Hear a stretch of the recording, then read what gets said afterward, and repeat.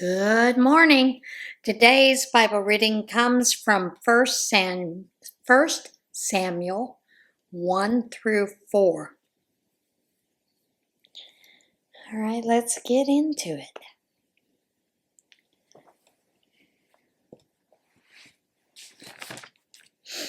We are reading from the Message Bible. There once was a man who lived in Ramathaim. He was descended from the old Zoph family in the Ephraim hills. His name was Elkanah. He was connected with the Zophs from Ephraim through his father Jeroham, his grandfather Elihu, and his great-grandfather Tohu. He had 2 wives. The first was Hannah. The second was Peninnah. Peninnah had children. Hannah did not. Every year this man went from his hometown up to Shiloh to worship and offer a sacrifice to God of the angel armies. Eli and his 2 sons, Hophni and Phinehas, served as the priest of God there. When Elkanah sacrificed, he passed helpings from the sacrificial meal around to his wife Peninnah and all her children. But he always gave an especially generous helping to Hannah, because he loved her so much, and because God had not given her children. But her rival wife taunted her cruelly, rubbing it in and never letting her forget that God had not given her children. This went on year after year. Every time she went to the sanctuary of God, she could expect to be taunted. Hannah was reduced to tears and had no appetite. Her husband Elkanah said, "Oh, Hannah, why are you crying? Why aren't you eating? And why are you so upset? Am I not of more worth to you than 10 sons?" So Hannah ate. Then she pulled herself together, slipped away quietly, and entered the sanctuary. The priest Eli was on duty at the entrance of God's temple in the customary seat. Crushed in soul, Hannah prayed to God and cried insolubly. Then she made a vow. "Oh, God of the angels' armies, if you take a good, hard look at my pain, if you'll quit neglecting me and go into action for me by giving me a son, I'll give him completely, unreservedly to you. I'll set him apart for a life of holy discipline." So happened that as she continued in prayer before God, Eli was watching her closely. Hannah was praying in her heart, silently. Her lips moved, but no sound was heard. Eli jumped to the conclusion that she was drunk. He approached her and said, "You're drunk. How long do you plan to keep this up? Sober up, woman." Hannah said, "Oh no, sir, please. I'm a woman hard used. I haven't been drinking, not a drop of wine or beer. The only thing I've been pouring out is my heart, pouring it out to God. Don't for a minute think I'm a bad woman. It's because I'm so desperately unhappy and in such pain that I've stayed here so long." Eli answered her, "Go in peace, and may the God of Israel give you what you have asked of him." "Think well of me and pray for me," she said, and went her way. Then she ate heartily, her face radiant. Up before dawn, they worshipped God and returned home to Ramah. Elkanah slept with Hannah, his wife, and God began making the necessary arrangements in response to what she had asked. Before the year was out, Hannah conceived and given birth to a son. She named him Samuel, explaining, "I asked God for him." When Elkanah next took his family on their annual trip to Shiloh to worship God, offering sacrifices and keeping his vow, Hannah didn't go. She told her husband, "After the child is weaned, I'll bring him myself and present him before God. That's where he'll stay for good." Elkanah said to his wife, "Do what you think is best. Stay home until you have weaned him. Yes, let God complete what he has begun." So she did. She stayed home and nursed her son until she had weaned him. Then she took him up to Shiloh, bringing also the makings of a generous sacrificial meal, a prize bull, flour, and wine. The child was so young to be sent off. They first butchered the bull, then brought the child to Eli. Hannah said, "Excuse me, sir. Would you believe that I'm the very woman who is standing before you at this very spot, praying to God? I prayed for this child, and God gave me what I asked for. And now I have dedicated him to God. He's dedicated to God for life." Then and there they worshiped God. Hannah prayed, "I'm bursting with God news. I'm walking on air. I'm laughing at my rivals. I'm dancing my salvation. Nothing and no one is holy like God. No rock mountain like our God. Don't dare talk pretentiously. Not a word of boasting, ever. For God knows what's going on. He takes a measure of everything that happens.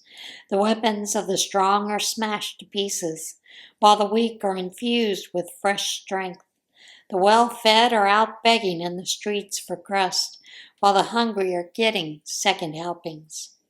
The barren woman has a house full of children, while the mother of many is bereft. God brings death, and God brings life.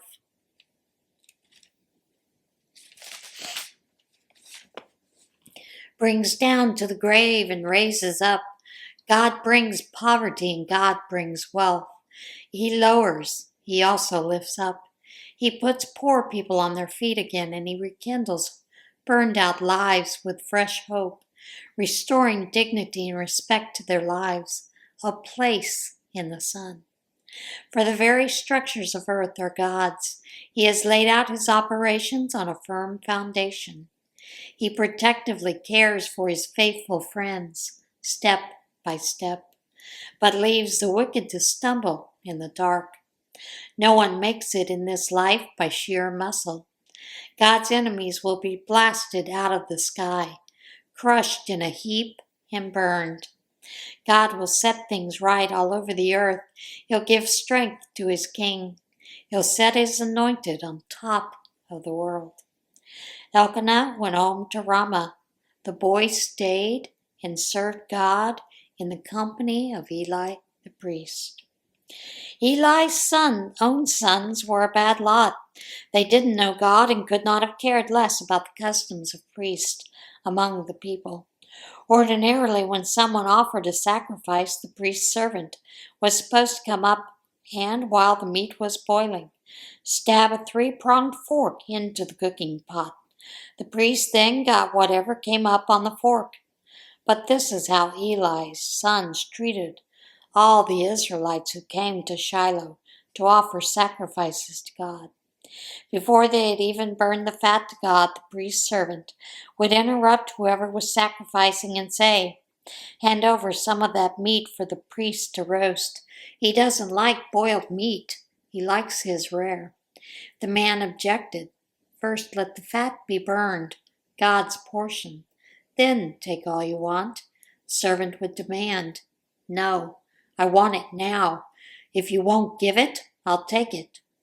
It was a horrible sin these young servants were committing, and right in the presence of God, desecrating the holy offerings to God.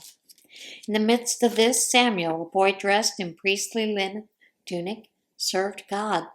Additionally, every year his mother would make him a little robe, cut to his size, and bring it to him when she and her husband came for the annual sacrifice.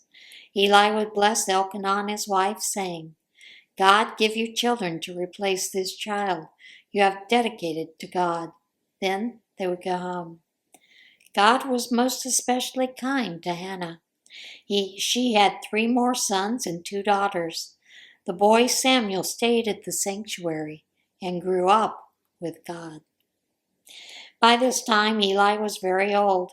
He kept getting reports on how his sons were ripping off the people and sleeping with the women who helped out at the sanctuary. Eli took them to task. "What's going on here? Why are you doing these things? I hear story after story of your corrupt and evil carrying on. Oh, my sons, this is not right. These are terrible reports I'm getting, stories spreading right and left among God's people. If you sin against another person, there's help, God's help. But if you sin against God, who is around to help? But they were far gone in disobedience and refused to listen to a thing their father said. So God, who was fed up with them, decreed their death. But the boy Samuel was very much alive, growing up, blessed by God and popular with the people. A holy man came to Eli and said, "This is God's message. I revealed myself openly to your ancestors when they were Pharaoh's slaves in Egypt. Out of all the tribes of Israel, I chose your family to be my priest, to preside at the altar, to burn incense, to wear the priestly robes in my presence. I put your ancestral family in charge of all the sacrificial offerings of Israel. So why do you now treat as mere loot these very sacrificial offerings that I commanded for my worship? Why do you treat your sons better than me, turning them loose to get fat on their offerings and ignoring me?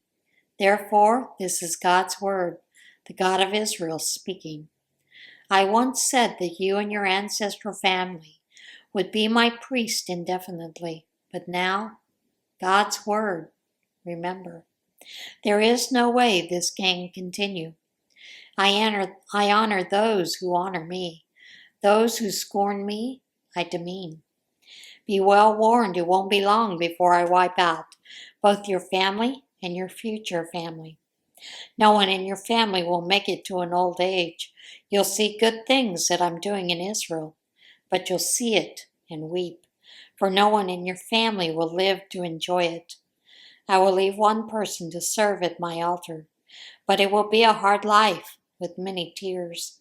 Everyone else in your family will die before their time. What happens to your two sons, Hophni and Phinehas, will be the proof. Both will die the same day. Then I'll establish for myself a true priest. He'll do what I want him to do, be what I want him to be. I'll make his position secure, and he'll do his work freely in the service of my anointed one. Survivors from your family will come to him begging for handouts, saying, "Please give me some priest work, just enough to put some food on the table." The boy Samuel was serving God under Eli's direction. This was at a time when the revelation of God was rarely heard or seen. One night Eli was sound asleep. His eyesight was very bad. He could hardly see. It was well before dawn. The sanctuary lamp was still burning. Samuel was still in bed in the temple of God, where the chest of God rested. Then God called out, "Samuel, Samuel." Samuel answered, "Yes, I am here." Then he ran to Eli, saying, "I heard you call. Here I am." Eli said, "I didn't call you. Go back to bed." And so he did. God called again, "Samuel, Samuel." Samuel got up and went to Eli. "I heard you call. Here I am." Again Eli said, "Son, I didn't call you. Go back to bed." This all happened before Samuel knew God for himself. It was before the revelation of God had been given to him personally. God called again, "Samuel," the third time. Yet again Samuel got up and went to Eli. "Yes, I heard you call me. Here I am." That's when it dawned on Eli that God was calling the boy. So Eli directed Samuel, "Go back and lie down. If the voice calls again, say, 'Speak, God. I'm your servant, ready to listen.'" Samuel returned to his bed. Then God came and stood before him exactly as before, calling out, "Samuel, Samuel." Samuel answered, "Speak, I'm your servant, ready to listen." God said to Samuel, "Listen carefully. I'm getting ready to do something in Israel that is going to shake everyone up and get their attention. Time has come for me to bring down on Eli's family everything I warned him of, every last word of it. I'm letting him know that the time's up. I'm bringing judgment on his family for good. He knew what was going on, that his sons were desecrating God's name and God's place, and he did nothing to stop them. This is my sentence on the family of Eli. The evil of Eli's family can never be wiped out by sacrifice or offering. Samuel stayed in bed until morning, then rose early and went about his duties, opening the doors of the sanctuary. But he dreaded having to tell the vision to Eli. But then Eli summoned Samuel. Samuel, my son. Samuel came running. Yes, what can I do for you? What did he say? Tell it to me, all of it. Don't suppress or soften one word, as God is your judge. I want it all word for word as he said it to you. So Samuel told him word for word. He held back nothing. Eli said, He is God. Let him do whatever he thinks best. Samuel grew up. God was with him, and Samuel's prophetic record was flawless. Everyone in Israel, from Dan in the north to Beersheba in the south, recognized that Samuel was the real thing, a true prophet of God. God continued to show up at Shiloh, revealed through his word to Samuel at Shiloh. Whatever Samuel said was broadcast all through Israel. Israel went to war against the Philistines. Israel set up camp at Ebenezer, the Philistines at Aphek. The Philistines marched out to meet Israel. The fighting spread, and Israel was badly beaten. About 4,000 soldiers left dead in the field. When the troops returned to camp, Israel's elders said, Why has God given us such a beating today by the Philistines? Let's go to Shiloh and get the chest of God's covenant. It will accompany us and save us from the grip of our enemies. So the army sent orders to Shiloh. They brought the chest of the covenant of God, the God of the angel armies, the cherubim, enthroned God. Eli's two sons, Hophni and Phinehas, accompanied the chest of the covenant of God. When the chest of the covenant of God was brought into camp, everyone gave a huge cheer. The shouts were like thunderclaps shaking the very ground. The Philistines heard the shouting and wondered what on earth was going on. What's all this shouting among the Hebrews? Then they learned that the chest of God had entered the Hebrew camp. The Philistines panicked. Their gods had come to their camp. Nothing like this has ever happened before. We're done for. Who can save us from the clutches of these super gods? These are the same gods who hit the Egyptians with all kinds of plagues out in the wilderness. On your feet, Philistines. Courage. We're about to become slaves to the Hebrews, just as they have been slaves to us. Show what you're made of. Fight for your lives. And did they ever fight? Turned into a rout. They thrashed Israel so mercilessly that the Israelite soldiers ran for their lives, leaving behind an incredible 30,000 dead. As if that wasn't bad enough, the chest of God was taken, and the two sons of Eli, Hophni and Phinehas, were killed. Immediately a Benjamite raced from the front lines back to Shiloh. Shirt torn and face smeared with dirt, he entered the town. Eli was sitting on a stool beside the road, keeping vigil, for he was extremely worried about the chest of God. When the man ran straight into town to tell the bad news, everyone wept. They were appalled. Eli heard the loud wailing and asked, Why is this uproar? The messenger hurried over and reported, Eli was 98 years old then and blind. The man said to Eli, I've just come from the front, barely escaping with my life. And so, my son, said Eli, what happened? The messenger answered, Israel scattered before the Philistines. The defeat was catastrophic with enormous losses. Your sons Hophni and Phinehas died, and the chest of God was taken. At the words chest of God, Eli fell backward off his stool, where he sat next to the gate. Eli was an old man and very fat. When he fell, he broke his neck and he died. He had led Israel 40 years. His daughter-in-law, the wife of Phinehas, was pregnant and ready to deliver. When she heard that the chest of God had been taken, and that both her father-in-law and her husband were dead, she went to her knees to give birth, going into hard labor. As she was about to die, her midwife said, Don't be afraid. You've given birth to a son. But she gave no sign that she had heard. Chest of God gone, father-in-law dead, husband dead. She named the boy Ichabod, Glory's gone, saying, Glory is exiled from Israel, since the chest of God was taken. And that is it for today's Bible reading. As always, get in touch with God today, and I will see you again tomorrow. Bye.